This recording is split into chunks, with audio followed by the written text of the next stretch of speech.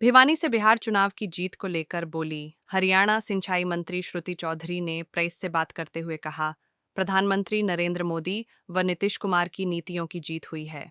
बिहार चुनाव में कांग्रेस का वोट चोरी जैसा बेमानी मुद्दा नहीं चला।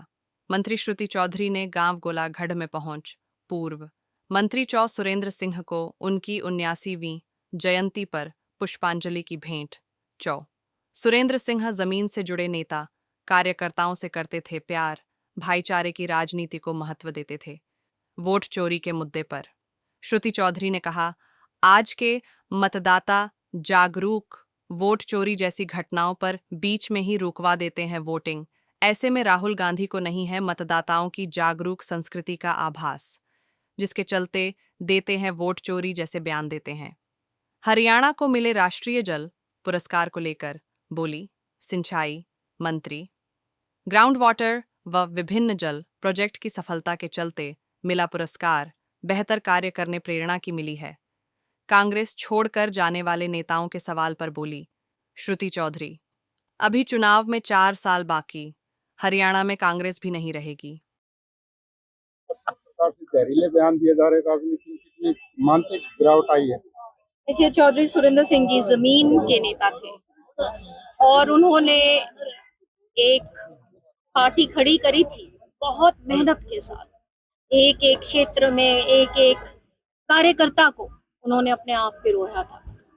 घंटों तक सफर में रहते थे और एक एक को नाम से जानते थे। एक एक मुझे बताया करते थे कि हर गांव में, पूरे हरियाणा में कम से कम वो 10 लोगों को बाय नेम जानते थे। तो बहुत मेहनत, उनकी कड़ी तपस्या थी और जमीन से जुड़कर उन्होंने हमेशा लोगों की भलाई की राजनीति करी, भाईचारे की राजनीति करी और उसमें उतार चढ़ाव उन्होंने देखे। उससे और भी वो मंच के ऊपर निकले और उनका नेतृत्व और भी स्ट्रॉन्ग हुआ।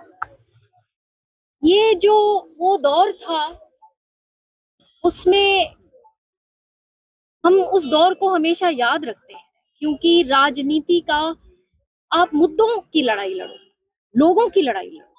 अभी भी आज आप हाल में देख रहे हैं कि बिहार में एक तरफा चुनाव एनडीए ने जीता है और उससे पहले आप देखिए कि किस प्रकार से कांग्रेस पार्टी बातें कर रही थी कि वोट चोरी हो गई। मुद्दे से बिल्कुल ही दूर, ना तो इनके पास कोई नीति थी, ना नेता जमीन पे थे। सिर्फ बात आज इनके लिए दुर्भाग्य की बात है कि सिंगल डिजिट में आके खड़े हो गए।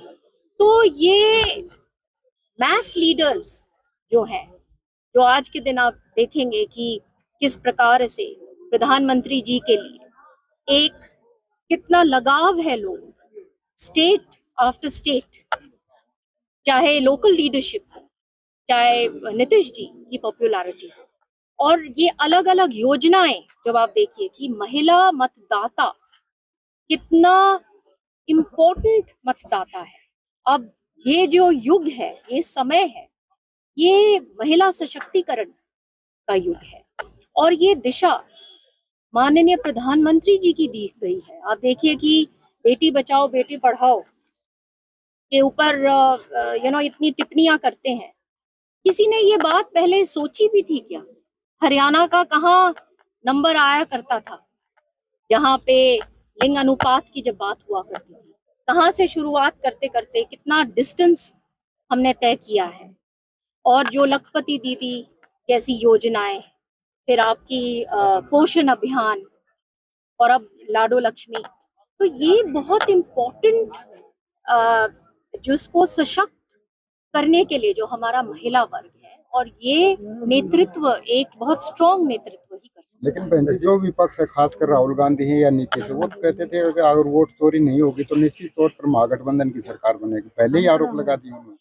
देखिए, एक तो बाहर खड़े होके आप किसी भी और अन्य प्रदेश में या विदेश में जाके कोई भी बातें कर लीजिए, ग्राउंड पे वो स्टेट ने दिया है ना। अब उन्होंने हरियाणा के लिए ये सब बोला। हरियाणा इतना सशक्त राज्य है, यहाँ पे आपको गांव गांव में पता होता है जब वोट पड़ती है, अगर कोई ऐसी बात हो जाती है तो गांव में वोटिंग रोक देते हैं। एक एक पता होता है किसका वोट कहाँ है गांव वालों को। तो ये कहना तो हमारी संस्कृति से ही वो वाकिफ नहीं है कि इस प्रकार से बात हो ही नहीं सकती। दिल्ली के माध्यम से जो है देश को दहलाने की कोशिश की गई थी, क्या मानते देश की जिसके तार हरियाणा से जुड़े हैं। देखिए, माननीय प्रधानमंत्री जी ने, ये वो प्रधानमंत्री हैं जिसने ऑपरेशन सिंदूर किया, और आप इस चीज से बिल्कुल ही ये तय है कि जो परपेट्रेटर्स हैं इस क्राइम के, उनको कड़ी सी कड़ी सजा मिलेगी। जल अगर बात पुरस्कारों करें को लेकर क्या कहेंगी? हरियाणा को मिले हैं, क्या कैसे कार्य हुए हैं जो अभी राष्ट्रीय स्तर पर? ये बहुत बड़ा एक हमारे प्रदेश के लिए बहुत बड़ी बात है। मैं माननीय चीफ मिनिस्टर साहब का धन्यवाद करती हूँ, माननीय मनोहर लाल जी का धन्यवाद करती हूँ, जिन्होंने एक मार्गदर्शन इस डिपार्टमेंट को भी दिया, और उसके कारण ये लगातार मेहनत होती रही। और चाहे ग्राउंड वाटर रिचार्जिंग की बात हो या अन्य प्रोजेक्ट्स की बात हो, तो हमारा प्रदेश तीसरे नंबर पे आया है, और मेहनत करेंगे और कोशिश करेंगे कि आगे इससे और अच्छा पुरस्कार लेके आए। हरियाणा कांग्रेस के बाद में कांग्रेस छोटी है। आगे देखिएगा, अभी 4 साल बाकी हैं, अभी तो बहुत लोग छोड़ेंगे, कांग्रेस रहेगी ही नहीं। भंजे अगर बात करें जो कांग्रेस के प्रदेश अध्यक्ष, वो कहते हैं कि CLU-CD कांड का केस उन पर शुरू कर दिया। अब नेता प्रतिपक्ष कह रहे हैं कि मानेसर लैंड का जो केस उनका था उस पर सुनवाई नहीं हो रही, तो क्या वो कहते हैं कि राजनीतिक द्वेष भावना रखते बीजेपी? और क्या कह सकते हैं, उनके पास तो कुछ है नहीं, लगातार चुनाव हार रहे हैं, लगातार सेंटर उन्हीं को बागडोर दे रहा है, पता नहीं क्या विवशता है उनकी, वो ही जवाब दे सकते हैं। सब जानते हैं कि किस तरीके से उनके ऊपर जो भी एलिगेशंस हैं, सब पता है कि उनके कार्यकाल में किस प्रकार से काम